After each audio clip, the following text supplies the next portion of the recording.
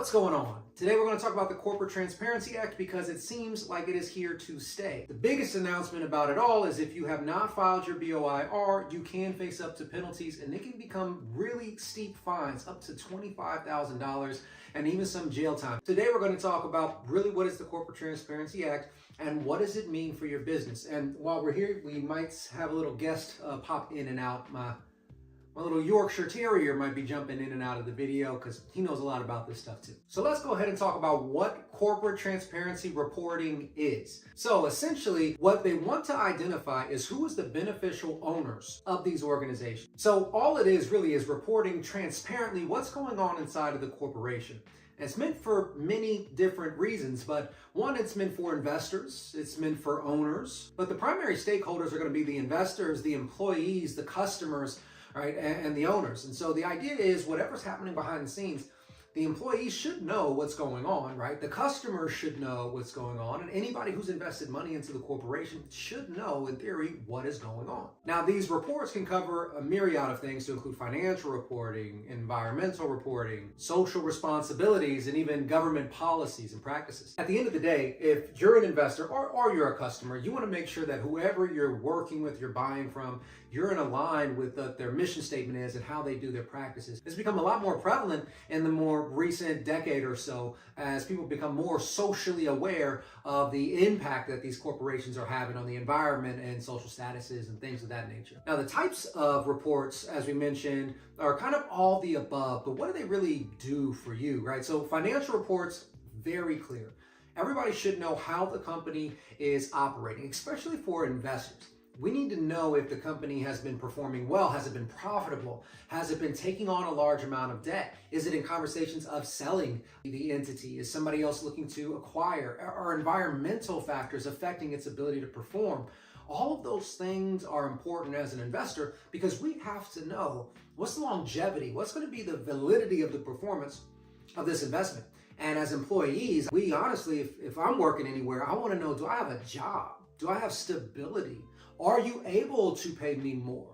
And we've seen this a lot with the conversations of raising minimum wage and compensation not being adequate with the amount of work that they're looking for. The accounting industry as a whole has become less and less attractive to younger generations because it's 80 hours, 90 hours of work, and the compensation just isn't there. But if we were to audit a lot of these companies, well, the profitability exists to be able to compensate more in some instances, right? And so having that type of knowledge allows the employee to be informed to say, do I want to stick it out here? Do I see longevity? Do I want to try to go for a higher position inside of this organization? Or do I feel like I'm being cheated and I might be valued somewhere else, right? Now, whether the reality is there or not, it's important to be able to have that information so you can make informed decisions. If anybody who's in the corporate space now, there's been a very big buzzword that has popped up, ESG. It stands for Environmental, Social, and Governance Reporting, and there's been a big demand for this type of blended reporting. If you've been paying attention in the news, you've seen things like affirmative action start to rise again, different discrimination policies, and all of these things are really relevant in this time and era. So there's been a big push for corporations to provide these disclosures. What are their policies that they follow and have them publicly presented in some way, shape, or form. The part that we're going to talk about that affects us is also the ownership transparency. Who really owns these companies? Who's behind the scenes here? And what we're starting to see is there is a ton of different corporations that actually own other corporations. So the government does try to crack down on monopolies as an example. And so a monopoly is when one person owns the majority or all of the market share. And we want to know the ownership for quite a few different reasons. We want to know, does one person control the market? So monopolies are something that we try to avoid primarily, and a monopoly is when somebody owns all of the market or, the majority of the market. We try to separate that out as much as possible. So if we know, for example, that we see 3 different oil companies that seem to be the top winners, but then all of a sudden we see who owns a piece of each one of these oil companies, and then boom, it seems to be the same company, that's important for us to know. Perfect example right now is BlackRock. BlackRock is a large private equity company that owns a ton of a little bit of everything, right? And so we want to be able to keep our eyes on that to make sure that whatever we're doing, whether it's our investment model or if it's a governance that needs to step in, we want to know who has that ownership. The second part that's important about ownership is from the government's eyes is they're trying to crack down on illegal activities. They want to make sure that it's not drug cartels or terrorist groups and things of that nature that are owning a lot of these companies, especially here in the United States. And it's not used as a way to funnel or launder different type of illegal cash or illegal profit. And that's where it really starts to impact us as the small business owner. As a small business owner, they primarily want to know, are we trying to use this as a shell operation? Are we trying to launder money? Are we doing legal or illegal activities? Now, depending on the business model that we have, there are other regulatory bodies that we have to abide by. So if we're in real estate and we're doing something like syndication or capital raising, and whether that's a syndication or maybe more of an equity or a capital fund, typically we have to follow some SEC regulations, or there's other entities or other regulatory bodies out there depending on the business model. But as we follow those, then we have a whole nother layer of compliance and transparency that we also have to abide by.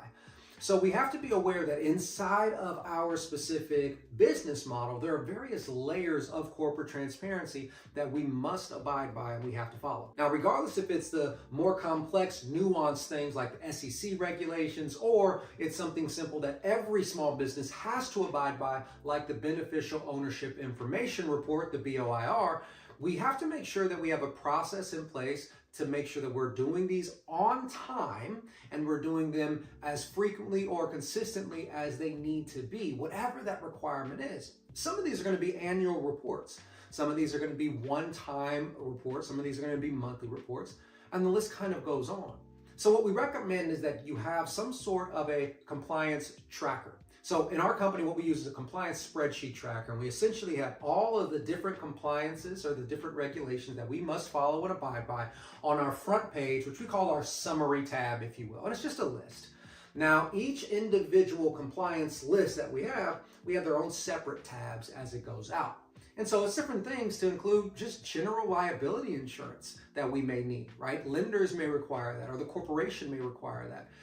Then there may be professional licenses that we have to make sure do not lapse, that they do not expire. Then we have obviously our different corporate requirements, our governance requirements, our SEC filings, our tax returns, our state taxes, our sales tax, our income tax, the whole shebang. And there are a myriad of different ways to do this, and oftentimes in larger corporations, it's somebody's responsibility to ensure that those things are being met. So no matter which way works best for you, what tool you use or what system you use, we always recommend that you understand what your regulatory requirements are, and you have some way to track it just to make sure you don't miss it, because these penalties and these fines are no joke. Uncle Sam will come up in there. All right, as always, thanks for watching, and we'll see you in the next video.